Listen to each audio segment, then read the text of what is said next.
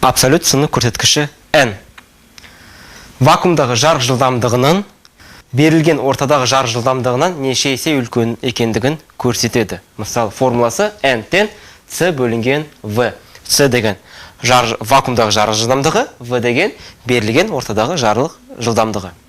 Мысалы, n ауаның абсолют сыны көрсеткіші 1-ге тең. Бұл деген жарық жылдамдығы ауада өзгермейді болады.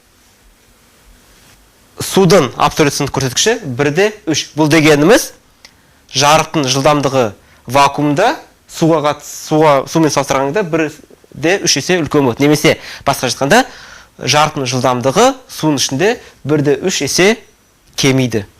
Шынының абсолют сыны көрсеткіші 1-5. Бұл дегеніміз жарықтың жылдамдығы шынының ішінде 1-5 есе кемиді вакууммен салыстырғанда.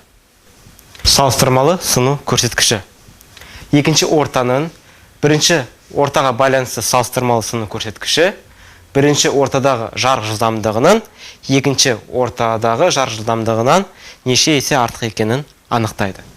n2 тен n2 бөлінген n1 ол тен v1 бөлінген v2.